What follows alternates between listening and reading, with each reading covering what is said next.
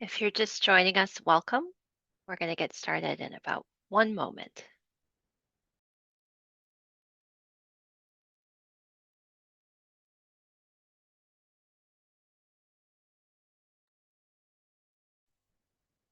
Welcome, everyone. My name is Stephanie Mercier, and I'm going to go ahead and get us started with a brief notice. We don't allow screen recordings or use of images taken from the slides we're going to share.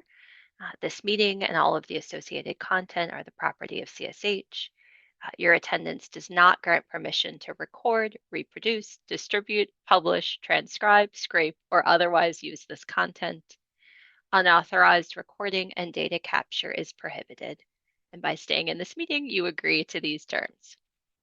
All right, so now that we have that out of the way, on the next slide, I'd like to officially welcome you to today's webinar, which is on a topic near and dear to my heart, research evaluation and the future of housing and health integration. On the next slide, I'd like to share with you a little bit about our host for today's webinar, the National Center for Housing and Health. The center is a new resource powered by CSH, dedicated to advancing the alignment between housing and healthcare. Through a living resource hub and opportunities for learning, like this one, skill building, and connecting with peers, the center brings together innovations, proven models, research, policy, and practical strategies. We seek to help partners, including housing providers, healthcare organizations, policymakers, and community and system leaders, find what's working, learn from each other, and put good ideas into action. So let's dive in for today.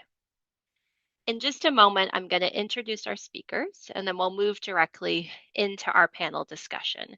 Given the size of our audience today, and thank you for being part of that, we've disabled the chat, but we're hoping to reserve some time for questions at the end, or to the extent we can, we may answer some questions following the webinar.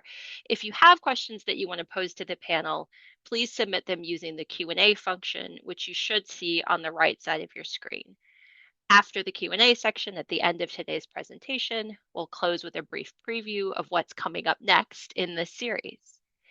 I'd also like to be sure to thank the supporters of today's webinar and the center, the Yield Giving, Amalgamated Bank, Bank of America, and Folio Furniture. By now, you might be wondering who I am. So let me start by introducing myself before I turn to our wonderful panelists. My name is Stephanie Mercier, and I'm the Director of Strategy, Impact, and Evaluation for CSH. I'm going to give you just a very brief taste of the impressive and extensive background of our panelists before I do a little bit of framing for today's conversation and let you hear directly from them about the work that they're engaged in. Sarah Gillespie is the Interim Vice President for the Housing and Communities Division at the Urban Institute. Her research focuses on housing and homelessness, particularly examining how these issues intersect with criminal justice, health, and child welfare systems. She's leading a 7-year experimental evaluation of a supportive housing pay for success initiative in Denver that targets frequent users of emergency services and the criminal justice system. Sarah Hunter is a senior behavioral scientist at RAND and a professor at the RAND School of Public Policy. She has extensive experience examining the link between housing and health, including evaluations of initiatives in Los Angeles County, the Inland Empire of California, and Tucson, Arizona, to provide supportive housing to people with chronic health conditions.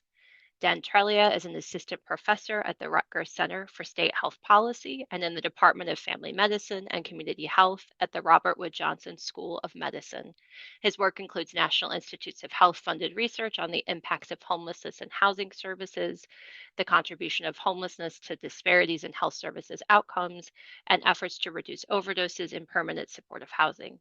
He also leads the evaluation of the housing component of New Jersey's Section 1115 Medicaid waiver.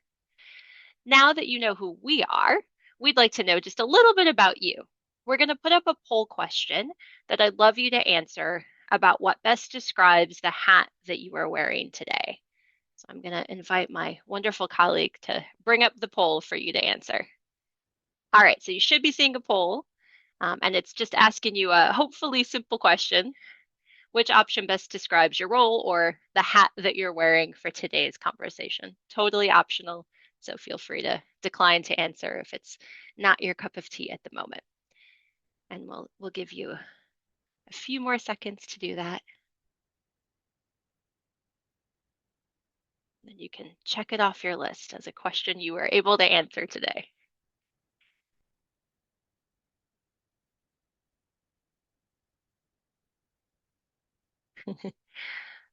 All right, so all of our answers are in, and if we can go ahead and share the results, that would be wonderful.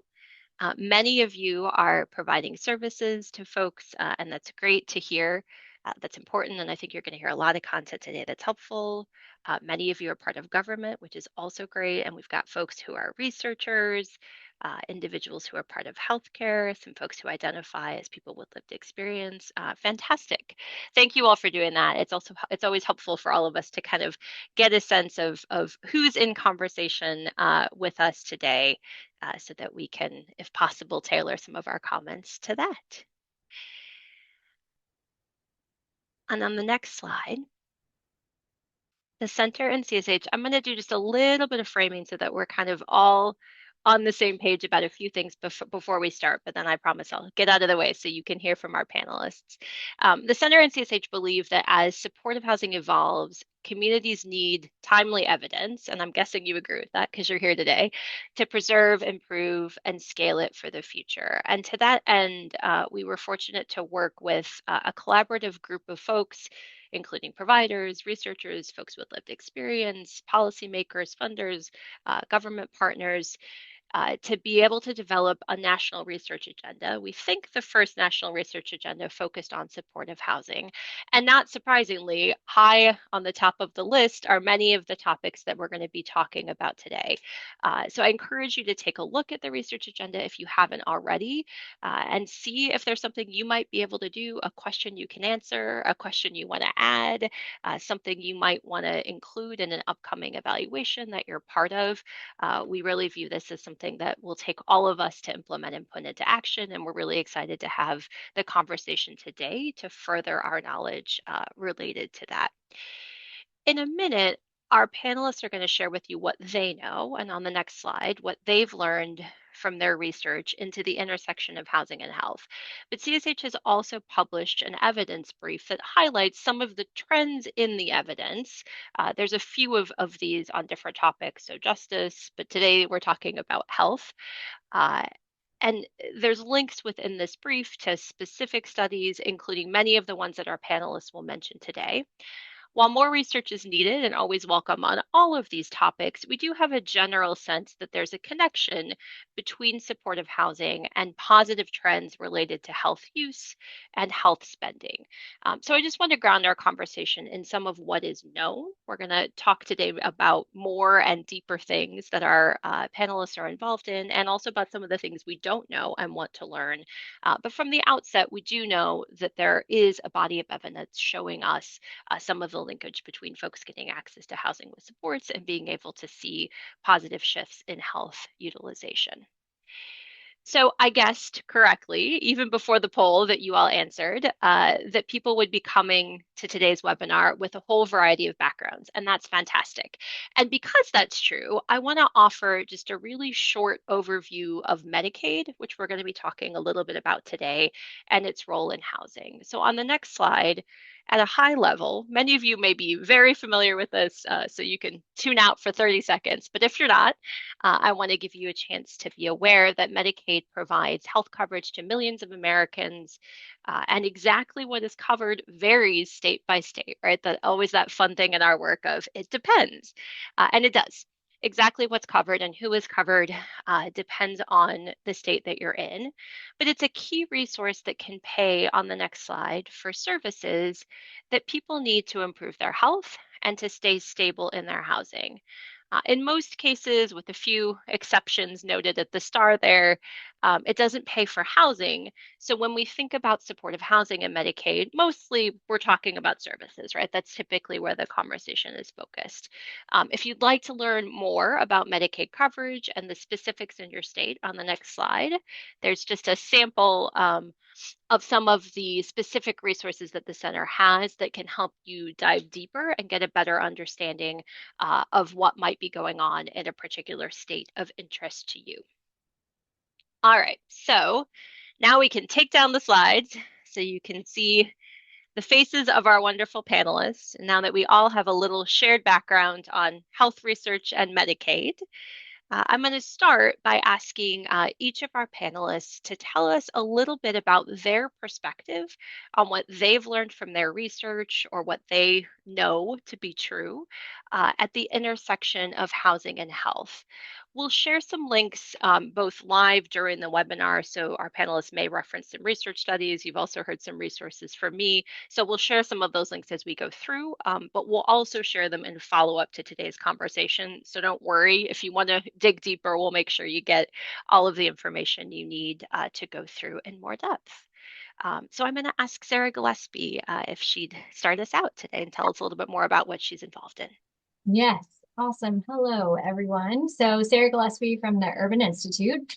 So a recap on some of the work I've done around housing and healthcare. It really, I've been doing research on permanent supportive housing for a long time, and I think the work on healthcare really grew with the Denver Supportive Housing Social Impact Bond, or we call it Denver SIB. That was a randomized controlled trial evaluation, and it was really focused on criminal justice outcomes. But we were able to take a look at 2 years of healthcare outcomes and really saw pretty significant impacts. And so I think the SIB was the one of the first times we saw in that RCT framework prove out the theory of impact around housing and healthcare. So we saw that shift that you want to see. We saw a decrease in emergency ED visits. We saw an increase in outpatient preventative care, an increase in prescription medications.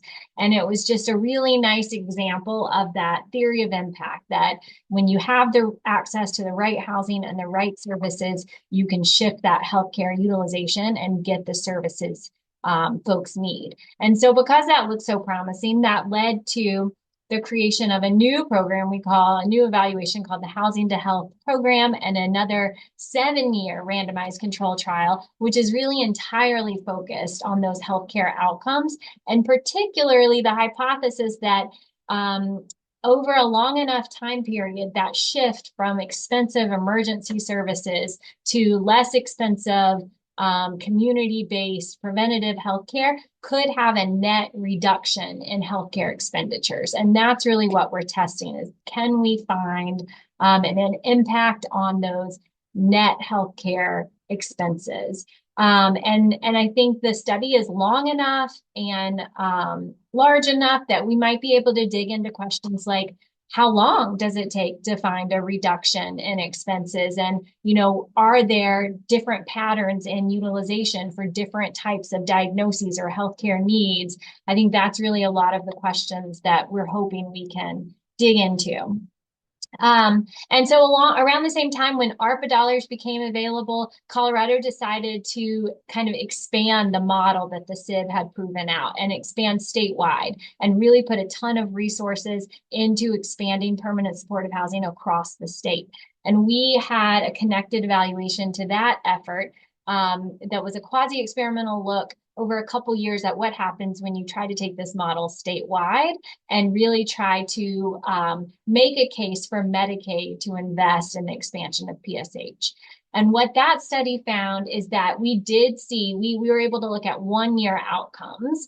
And just in that first year, we started to see that same theory of impact. We saw that residents who got connected to PSH increase their access to the types of healthcare services we would want folks to get, increased access to primary care, to outpatient care, and prescription medications.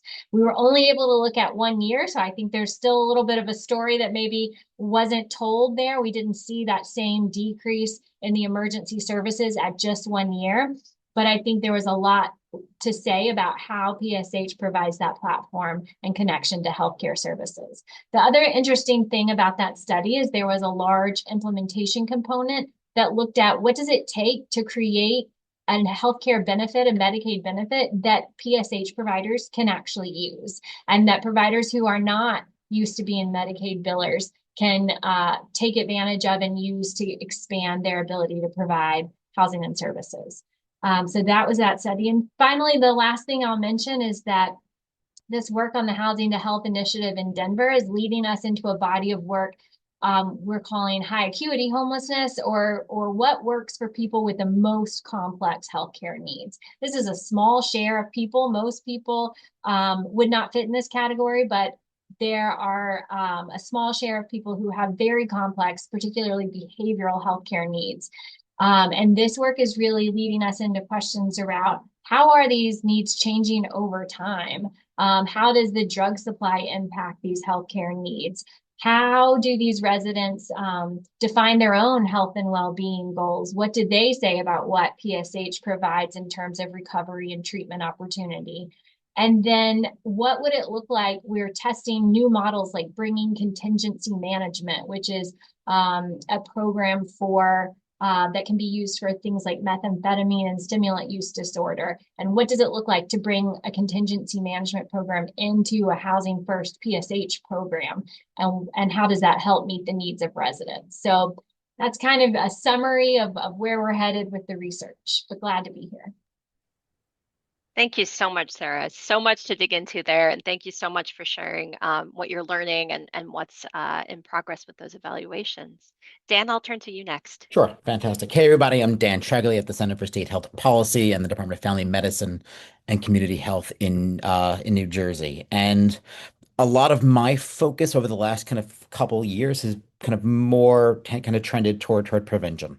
Trying to find people that are not necessarily using homeless services yet. That doesn't mean they're not homeless by some definition, but certainly by an HMIS definition, they're probably not homeless. And so the questions that I've been tackling mostly through administrative data are how can we identify those folks in normative non-homeless service settings so that we can kind of address their needs earlier on. And some of this will come up later when we talk about the Medicaid waiver and our evaluation of that. But um, this is an evolving kind of and slowly evolving kind of piece of work we're finding, right? And back in the EHPRP days, and I feel old saying that at this point, back in the HP, right, there was a flood of money that kind of went out toward homelessness, rapid rehousing, and prevention. And we had a couple of evaluations at that point, one out of New York City and RCT, and some others since then, that showed efficacy and sometimes cost savings from homelessness prevention programs.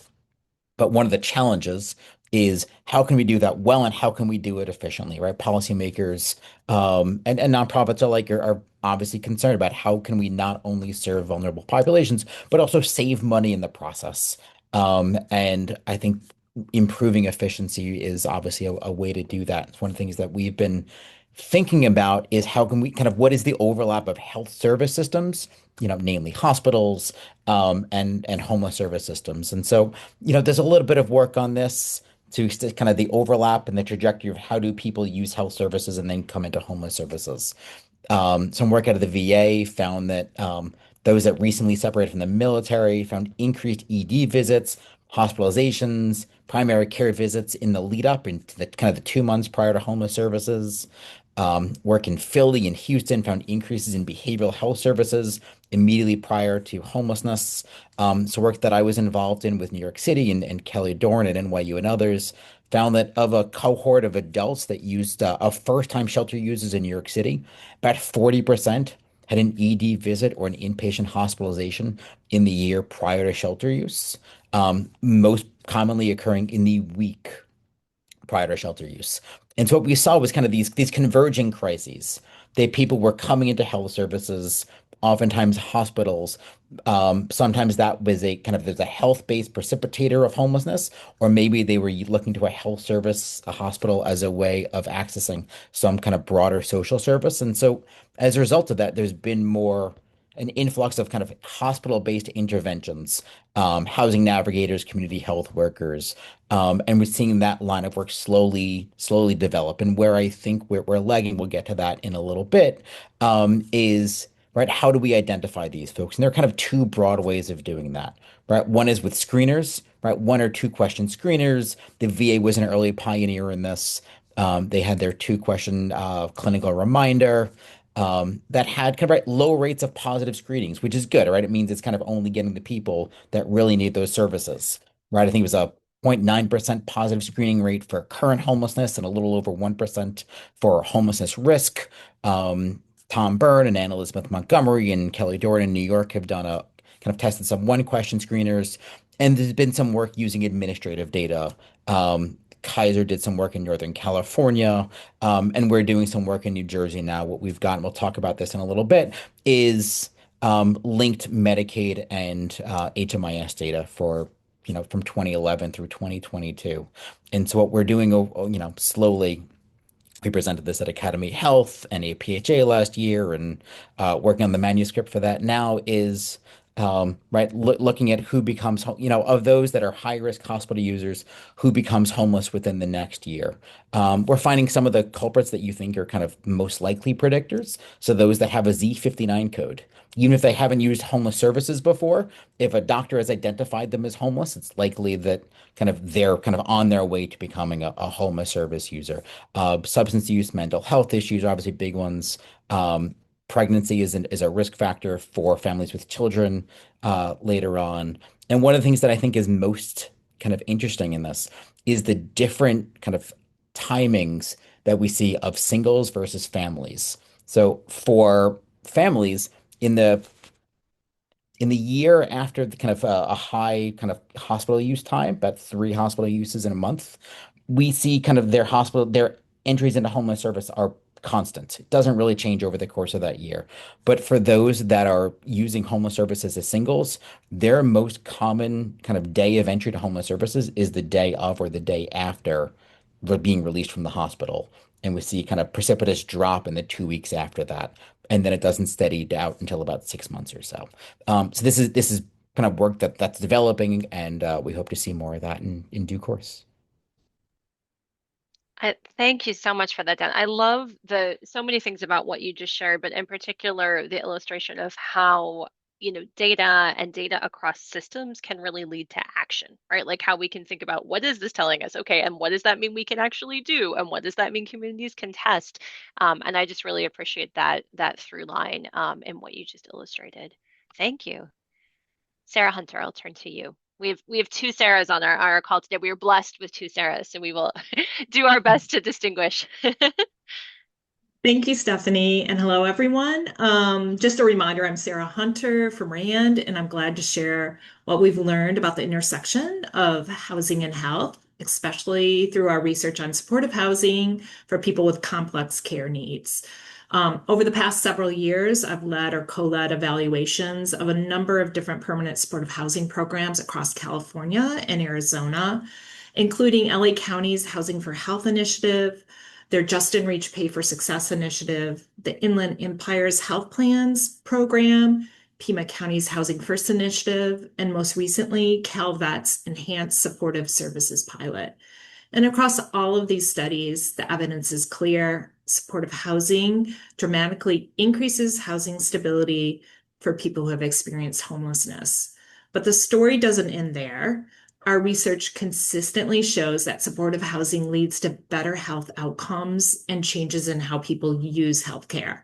So consistent with what Sarah G said, what we found in LA County is we observed these big drops in emergency room department visits, hospitalizations after people move into supportive housing. In the CalVet pilot, we are seeing fewer falls, ambulance and 911 calls, and more preventive and specialty care visits. People are keeping up with their medications and they're missing fewer medical appointments. So these improvements reinforce that stable housing is a foundation for better health. It's also important to note that while supportive housing is often discussed in terms of potential cost savings, that's not the standard we use for other health interventions. So, for example, we don't ask whether chemotherapy or heart surgery saves money. We ask whether it saves lives and improves quality of life. And supportive housing does both of those things. And when you compare it to the alternatives, like long stays in the hospital or emergency room, or even incarceration, providing a stable home with supportive services is not only humane, but often most cost effective.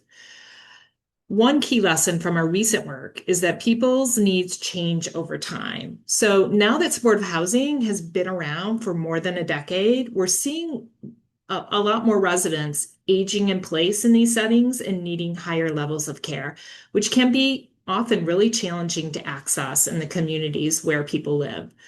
So in the CalVet pilot, for example, residents are provided with enhanced supports. So those are things like access to a transportation specialist, peer support, on-site physical therapy, mental health, and nursing care to maintain their independence and health.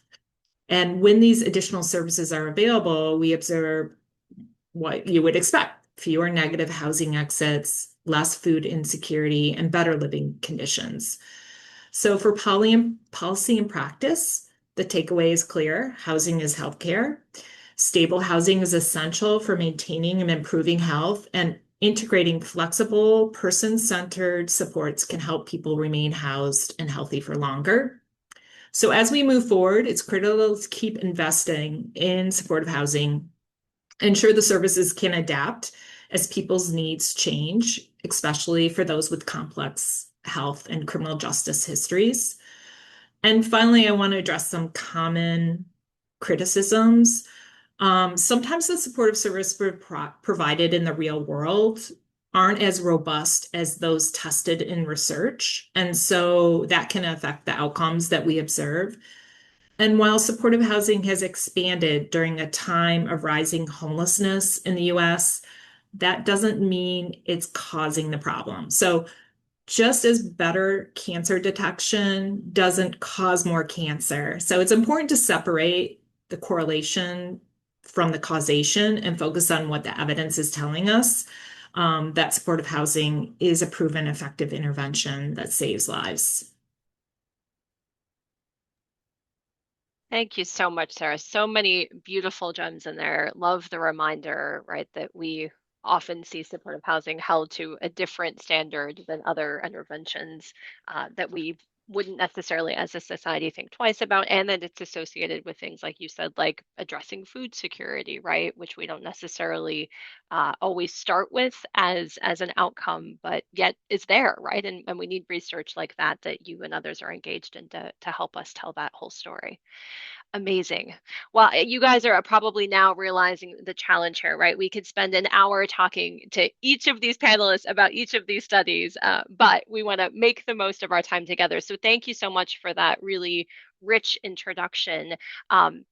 We're gonna, I promised that we would talk about Medicaid. And so we started today's session by providing a very brief overview of Medicaid, which is a key funding source for people to meet health needs in general and to be supported in their housing.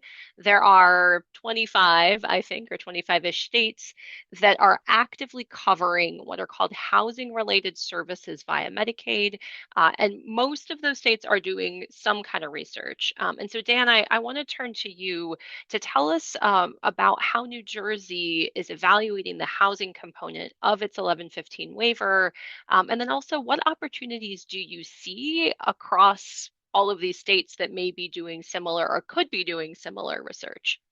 Sure. So I'll give a quick overview of kind of the work that's happening in New Jersey and what our evaluation looks like. And then where those opportunities are, because those opportunities are plenty.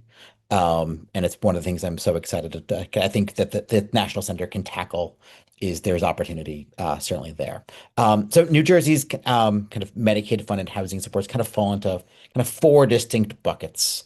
One is pre-tenancy supports. So those are kind of things like helping Medicaid enrollees develop a housing plan, assist in housing searches, and connection to other community-based resources. We've got tenancy supports. So those are things like just assisting with the paperwork that can be involved in lease renewals and housing certifications, mediation with landlords and addressing tenant behaviors that could affect kind of future tenancy or connecting to other financial and social service resources. Move-in supports. So paying for the setup of new housing or paying for it or arranging a move. And lastly, kind of residential modification to allow someone to stay in a home. And that could be mold and structural remediation services, installation of things like ramps and handrails, and kind of medically necessary HVAC repairs. Um, we have kind of we're targeting groups that kind of have been identified as kind of at high risk of homelessness in prior research. And so that obviously includes people that have used or recently used homeless services in the past. It also includes people that kind of self-refer to their MCO or to a homeless service provider. New Medicaid enrollees are being screened for housing insecurity. And so that's another way of finding people. And then we're also trying to include people that are, among Medicaid enrollees, those that are pregnant, those that are being released from jail or prison, and lastly, people facing evictions. And that doesn't have to just be an eviction judgment, includes any kind of interaction with a housing court, including an eviction filing, because um, an eviction doesn't need to get to an eviction judgment in order for it to have negative consequences for someone that's experiencing housing instability. And so this is relatively kind of the eligibility requirements, the services that we're providing. Those are pretty common if you look across those 24 states that have CMS approved 1115 demonstration projects. Different states are tackling different populations, but they're all kind of looking at people with complex needs. To some degree, complex health needs, people that have used or are enrolled in HMIS services, things like that. And we are and one thing that we're not providing in New Jersey, but some states are, is providing 6 months of rental assistance. That obviously would have been nice. But, you know, there are a few states that are providing up to 6 months of rental assistance that's being allowed by CMS. And couple thoughts here. One is we're doing a kind of both an implementation and an outcome evaluation. I'm a firm believer that any outcome evaluation should be accompanied by an implementation evaluation. If you know that something works or doesn't work, you should know why it works or doesn't work. And so we are kind of in midway through our implementation evaluation. We've conducted, I think it was 26, 27 interviews with MCOs, with housing service providers, with state government officials to get their sense of how the program is being rolled out. And that began enrolling people in July of 2025. So it's just over a year old. And we're also doing a document review because I think one of the things that is important and we want to know is what is the state guidance? What is guidance through the technical assistance providers? In our case, that's going to be the Camden Coalition, who I'm sure many of you are familiar with. And then how do those two things line up? Because oftentimes we see that implementation doesn't match policy guidance. And then secondly, we're doing a mixed methods outcome evaluation. And so we are in the process of arranging data use agreements, which is everyone's, thought of, everyone's idea of a good day. And so we Always are quick and easy, right? just one day, get it over with. Yeah. Right. And so we are merging homeless service data, eviction data, prison health data, and Medicaid data to try to, incorporate all of those. Right. It is that much fun to incorporate all of those different eligibility criteria and all of those different at-risk groups and understand to what extent are they being targeted and to what extent are their healthcare utilization, their health, and their housing outcomes being improved through the use of these services. And we're also going to talk to both providers and Medicaid enrollees to understand kind of how their program is working and to what extent they feel like the additional services have enhanced their ability to either provide or to get housing.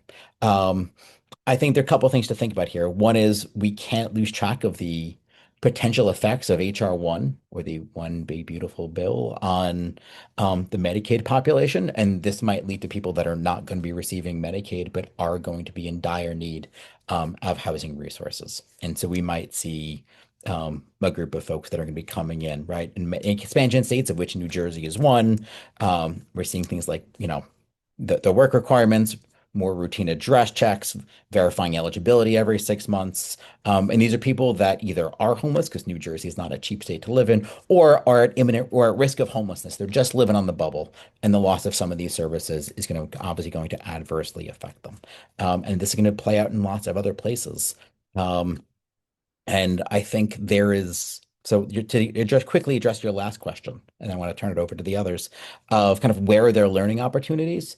I think everyone's busy. Just in life, everyone's busy. In work, everyone is busy. And so we don't have enough of the cross silo conversations and collaborations that we need. And silos don't just have doesn't have just have to be across disciplines or sectors. It could also be across, state boundaries. And so there isn't a great idea of what's happening. So, right, the National Center has that map and is doing some good work. The Kaiser Family Foundation has maps and tables showing which states have the housing supports and what their eligible populations are, and to some degree what services are being provided. But where there is so much more opportunity is to kind of is to learn from one another, not just to know what each one is doing, but there's so much that's happening behind the scenes that isn't published on a simple table. And I'm excited to see where those conversations go over the next few years. Love that. Thank you so much. And so many good things that you articulated that New Jersey's doing or trying to do, right? That we would love to see in other states thinking about that cross-silo data sharing, right? How can we tell the whole story, pull in the picture? So really appreciate that. And I'm sure there's a lot there for folks to be thinking about in checking on what their own state is doing or advocating for, more of that inclusion. Implementation is so important to your point, right? Like how can we do it again if we don't actually know what we did the first time? If it happens to work, right? So thank you for that. And I appreciate too that you kind of named the elephant in the room, right? Which is that if we want people to receive services, they need insurance coverage, which for many people, a lot of the folks that we're thinking about today in particular comes from Medicaid. And a lot of the changes coming out of HR1 are going to negatively impact that for people, right? Or have the potential to. So Sarah Gillespie, I want to ask you to just share what can communities do to prepare? How can the health and housing sectors work together to minimize disruptions? Yes, it's a good and very real question. And recently, I had a great opportunity to work with some very smart women who were asking the same question in Colorado. And in September, there will be a chance to join a webinar with some of those lead researchers and analysts who looked at this. And that paper about this actually just published in Health Affairs Scholar. But the big question, without telling you all the answers you'll hear in the September webinar, but the big question was, how can a community, a state better understand who is at risk of losing coverage under this bill? And then how might a community work together to mitigate the loss that doesn't need to happen? Because that's what we know from the past evidence is that when there are changes in rules and regulations, oftentimes the people most at risk of losing coverage aren't the ones who have to lose coverage. They qualify for some sort of exemption or some sort of process that could maintain their coverage. But it's very hard as an individual, especially someone who is unstably housed or experiencing homelessness or very high healthcare needs, to jump through all the hoops to maintain that coverage and meet those rules. And so what this paper does and this group of researchers proved was that if you can link the data, if you can link Medicaid, healthcare, housing, justice system data, a community, a state will have a much better chance of understanding who is at risk of losing coverage, what might be the exemptions under which they could qualify to keep that coverage, and then what's the best way to reach those folks and jump through the hoops and maintain that coverage. And so you can read in the paper, you'll hear in the webinar in September, what share of people can we see in the linked data might qualify for an exemption? And how does that change based on just a Medicaid expansion population versus Medicaid expansion population who we know is experiencing housing instability and homelessness? And then where are those people interacting with the system, whether it's the healthcare system or the homeless services system? Where is that point of intervention, potentially a place where you can talk about, okay, what do we need to do to maintain coverage? What are the deadlines? What's the paperwork that needs to happen? Because I think hopefully there's a promising message. There's not a lot of promising messages out there right now, but hopefully the message here is that there are ways to prevent catastrophic loss of healthcare coverage. And we can use a linked data set to identify who those folks are and where they're hitting the system, and then intervene to prevent that loss. Thank you so much. It's so encouraging to know we can read the article It's really fantastic and specific. I just looked at it today. Encourage you all to do that, and the webinar as well. And it's good to be reminded, Sarah, as you said, that there are strategies that we all can be using to help support people. So you've all mentioned in a few different ways, right? In some of the remarks you made, that there is a group of folks with both significant health and behavioral health needs who also need housing support, right? Sometimes we call that complex care. Sarah, you also mentioned in particular that service and housing needs change over time, right? Like people are not static, and yet so many of the programs that people participate in really don't allow for that change. And so I want to ask some of our panelists to reflect on like what can research tell us about these complex and changing needs, and are there bright spots or emerging evidence, particularly around integrating health and housing supports? And Sarah Hunter, I want to invite you to start with that. You mentioned already, I know the Veterans Aging in Place pilot, and just tell us a little bit about what you're hoping to learn from that. Sure. Thanks, Stephanie. I think, we find time and time again that providing essential behavioral health care in supportive housing settings has been really challenging, and it can lead to premature housing exits and death. So one way to rectify that issue is to provide the behavioral health support on site and making it truly low barrier care. And what that means is not requiring someone to complete some sort of assessment or meet specific criteria to access care, but to be able to literally walk in and see a behavioral health expert on the spot whenever necessary. And today, with how services are reimbursed, this is actually quite difficult to provide that level of care. But what we've seen is when you provide that type of low barrier care, that is easy for people to access. It can be really effective. So, advocating for ways in which we can provide behavioral health care that's really easy to access is something I think the field needs to not only study more, but figure out a way in terms of policy changes to make it more accessible. Thank you so much. And Sarah Gillespie, I know there's a lot of things you could mention, but I wonder if there's a bright spot or some emerging evidence that comes to mind for you when we think about integrated health and housing models.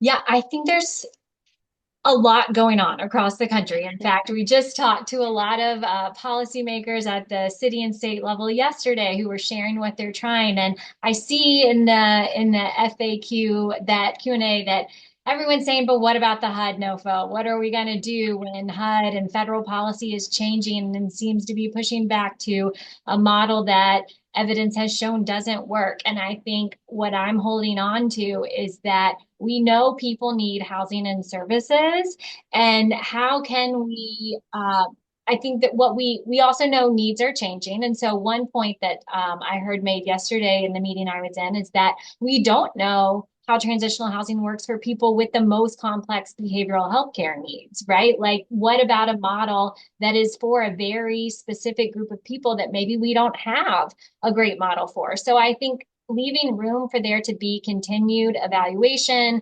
testing of what might work, innovation, leaving room to say the ingredients are housing and services. How we put that together is what matters, and we need to understand how it works and for whom, but like continue to innovate, continue to try new things. I just see, even with the NOFO and the way things are going, I think there's still room to continue trying to bring those housing and services packages to people in ways that work. I appreciate that. Dan, anything you want to add from a complex care, integrated care model standpoint? Sure. Well, I think one thing in terms of kind of understanding the evolving needs of people that have experienced homelessness is there is a large contingent of people who exit permanent supportive housing. Right? We think of permanent supportive, and kind of folks stay there, but many of them do leave, and many of them leave to kind of positive outcomes. And I'll highlight the work of a colleague of mine at the Rutgers School of Social Work, Emmy Titterington, who is doing a lot of work to kind of understand what those trajectories look like. But one thing we don't do a great job of thinking about as a field is what are the evolving health needs of those folks? What continued health and social service needs do they will they continue to rely on or might need even after they're off of the kind of the formal housing system? Yeah, that's such a great point, and thank you for flagging that really important body of research on moving on, right, which is a key part of system flow, right? How do we prevent, but then how do people come in, and also how do they leave if that is the right choice and option for them at that point in time. Wonderful. Well, so we've talked a lot about research that's been done and research that's in progress today. And I want to ask each of you to just share briefly what research you think is most needed. Like, do you have a wish list of research you wish somebody would do? Doesn't mean you have to do it, but what you think is most needed or what you're most excited about as it relates to health and housing integration. And Dan, I'll start with you. Sure. So I'll pick up kind of where I left off earlier. I think there is so much more that is yet to be done on identifying people that are kind of at risk of homelessness. People that are kind of either housed in the community or kind of sta unstably or maybe in a doubled up situation, and trying to kind of find them in hospitals or in primary care settings in a way that they don't have to come into shelter, they don't have to come into transitional housing. They can avoid some of these kind of some of the kind of indignities and injustices of this system. And so, we're doing some work on like looking at these predictors of homelessness in New Jersey. But I think kind of the kind of quantitative methods of doing this is coming a long way. There are more and more kind of one or two question screeners that are being used. And we don't have a very good sense of which of those is kind of properly identifying people and which ones kind of aren't, and how can we combine, leverage both and combine both screeners with administrative data that might be readily available to clinicians or kind of to an algorithm that can feed information to clinicians um, to provide referrals to social workers or housing resources as necessary. There is this big gap between research and community action that really needs to be addressed. Wonderful. Thank you so much. Sarah Hunter, how about for you? Sure. I'm really interested in looking at preventing the trajectory of people ending into chronic homelessness and needing these like long-term permanent supportive housing supports. So we're using data from Allegheny County in Pennsylvania, who and why we're there is they actually have a very robust integrated data system that combines data across the healthcare system, the criminal justice system, child welfare, benefits. And we're looking at a 10-year trajectory of youth between the ages of 12 and 24 and what happens over the next 10 years to kind of evaluate like what are the characteristics associated with people who are able to resolve their homelessness versus the characteristics of youth who continue on this pathway. What are those costs to the county? And thinking about what interventions could be provided during that part of life to reduce this trajectory into a long-term pathway. I love it. Thank you so much for sharing that and reminding us, too, right, that there's a lot of specific populations, right, who have different experiences amongst the group we're talking about. So thank you for flagging youth in particular. Sarah Gillespie, how about you? Yeah, this isn't so much a research question as I think one of the things I would love to see progress on is the ability to link data across housing and healthcare systems. That's like the number one thing I Yes. hear when I'm talking to communities and leaders about this work is, while that seems great, but how are we going to tackle all of the challenges we encounter when we try to link these data? There's HIPAA and privacy concerns and what are the strategies? Because we've done it in some places. Some places have figured it out. And so like what are the strategies that can get to yes? What are the workarounds? What are the preconditions for being able to create the data infrastructure needed to do so much of this work we're talking about? That's what I'd love to see some progress on. Yes. I feel like we need all of the applause hand emojis for that one. Thank you for flagging that. Oh, that's great. So one of the values that we got to talk about that's included as part of our research agenda is really making sure that in research, like the research that we've all described, that we're taking opportunities to center the voices of people and to include communities and providers in those conversations. And I wanted to ask you all what you have seen or what ideas or reflections you have about being able to do that, whether it's within your own research or things you have seen other researchers do and been inspired by. But we want to continue to remind ourselves how important that is in this body of work. Sure, I'll jump in on that Thanks, Sarah. question. I think, that's super important to engage the voices of people with lived experience as well as the communities that serve them. And in our projects, we've engaged residents, service providers, and frontline staff, not just as, research participants, but also as partners in the research process. For example, in one project, we trained both staff and residents to conduct their own focus groups with the population and permanent supportive housing, which led them to develop new social activities that improved the morale and retention for everyone involved. And we've also learned that how people define their health and goals may be very different from, what we see in Medicaid claims data or utilization data. So by listening to residents and providers, we've been able to identify gaps in services and co-create solutions that are more responsive to the real needs. Sometimes as the frontline staff would really understand the logistical barriers to accessing care in a way that, someone outside and not actually doing the work every day understands. So it should not be just a value to incorporate people and communities, but it's essential for designing programs and policies that actually work. Thank you so much for that, Sarah. Dan or Sarah, do you want to add anything else to that? Sure, I can jump in real quick and so I'll point to a couple of things that I think are kind of really interesting and happening in this field or in this part of the field because it is evolving, right? We as a field are getting kind of I hope we're getting better at it. I think we're trying to get better at it as a field, and it is a learning process. And couple of organizations that I think are doing this well and providing a bit of a roadmap for the rest of us.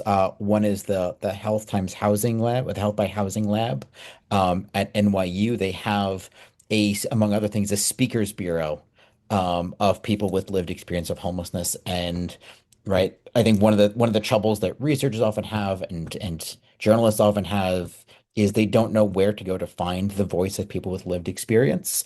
And so especially if they might be on a deadline. Um, and so here, and NYU has these folks kind of ready to go. And so I think we might have a link that we can share that kind of provides a little bit of a guide of what they're doing. And the other one is the UCSF's Benioff Institute or Initiative. They have a toolkit. I think it's a couple years old at this point, but they have a toolkit about creating a kind of lived experience advisory board that I think is a good starting point for anyone looking to go down that path, as we should. Awesome. I'll just jump in and maybe we can share a link to a paper we published this spring, which similar to what Sarah Hunter was saying, we have this 7-year randomized control trial that's using Medicaid data to understand changes in utilization. Are you going to the doctor? Are you going to the ER? Are you getting prescription meds? And then we assume, are people better off? And so what we wanted to make sure we did was have a part of that study that could go ask people, like, what do you think about your mental health care? What do you think about your access to treatment and recovery services? And how do you feel? And I think one of the paper goes through a lot of the themes we heard, and one that will really stick with me is that what people most wanted in recovery was connection to community and a feeling that they were contributing to their community, whether it was work, volunteering, being a peer to others going through the similar journey. That's how they felt, that's how they would say, I am doing well. My well-being is good because I'm contributing, I'm giving back, I'm connected to my community. And that was really a shift, at least for me, in thinking about, we're so used to thinking about interventions like harm reduction and what programs can we offer, what medication is available, but to think about how are we making sure folks feel connected to their community and like they have purpose, was a important shift for me. That's so powerful. Thank you for sharing that, Sarah. Such a great reminder too, right? That people are the ones that define for themselves, right, what well-being and health looks like, and it's so important to be grounded in that. All right. Well, as I feared, our time is going too quickly, but I will at least pose to you all one of the questions that came in from the Q&A, and then we will do our best to follow up on those that we can address after the fact, particularly those that are clarifications or requests for other research. But one of the questions that came in said, with the changes to the COC funding priorities, Sarah, which you already mentioned, including the introduction of supportive services only funding, what can research tell us about that? Are there already insights about like how SSO programs will impact health in comparison maybe to PSH or rapid rehousing? Or have you heard of, or could you think of like plans to research that? It feels related to me, Sarah, to that question you posed about transitional housing. Like we don't necessarily know in this current context, right, what some of the outcomes of particular interventions might be. So just curious about whether anyone wants to jump in on that. I think it's a super hard question because probably everyone on this webinar wants to say, but housing is the answer to homelessness. Like you can't solve homelessness without housing. We all know that. And so now we're being asked, but what could you do if you had to fit within this, what the funding and policy wins of today, right? And I think that's a question communities are going to be figuring out. And I think our role in that is going to be to support with data and evidence and evaluating and trying to say, what harm did this do? What harm did it bring to communities? If there are bright spots where maybe a model works for a certain population, we can lift that up. But it's not going to change the answer that housing is needed to end homelessness. Yeah, thank you so much for that. All right, well, we clearly need more time, but I am so appreciative of all of the insights that you all shared and of the engagement from those of you participating. I'm going to turn things over to my colleague Marcella, who's going to ask you all for your feedback and then share a few previews of coming attractions, because this is fortunately not the end, right? Just part of the journey in a series of conversations and other resources that we're going to be offering. Marcella? All right. So thank you, Stephanie, for brilliant facilitation. And thank you to our wonderful, wonderful panel and all the people in the background, Andrew and Kathy and Andrea, making this all happen, dropping all these links. Thank you. Thank you to each of you for showing up every day and trying to answer the hard questions. Please jump in here and answer our poll questions so we hear how we're doing and we can continually work to do better. And we are going to be linking to 2 more registration links. Everybody who registered will get these slides, you'll get all the links, and you'll also get the registration links, both in September, actually turning out both on September 22nd, because that's when our panelists could do it. We've got a session, a continuation session. We talked today about research and health and housing integration. We're going to talk about financing next. So many of these good ideas fall up or don't fall, stand up or don't stand based on whether they can be effectively and sustainably financed. So we're going to talk about financing in our September session on the Crossing Perspective series. And then our HR1 series will start again later, talking about, as Sarah previewed, she's one of the authors, so am I, of some great work coming out of Denver Health, linking all those data systems and seeing who's going to be most impacted by HR1. And I think surprising none of you here, it looks like what we're finding is that people very much experiencing homelessness are likely to lose their coverage and will need extra help in order to maintaining their coverage. And since their health is some of the worst for many people, they're going to need that. It is really literally life-saving in order to keep people on coverage. Andrew dropped earlier in the day our link to our Bazelon toolkit. It answers our questions. questions in regard to how do you help people keep coverage, or I shouldn't say it answers the questions. It gives you the questions to ask. Each state will be coming up with its own answers in regard to HR 1. So drop the poll. And Thank I you for think we need the answering. next slide too, just And to next slide. say Yep. it out Thanks, loud Stephanie. if we can. Registration coming up. And so thank you for being here today. Thank you for joining us. And please sign up to stay in touch with the National Center for Housing and Health. Andrew dropped our mailing list in the chat there. And please join us in future sessions and tell us what you want to see in upcoming sessions. And let me end with thank you for our wonderful panelists and Stephanie for your expert sharing your perspectives today. Folks were really, really engaged. Thank you so much. Thank you all so much. Have a great day.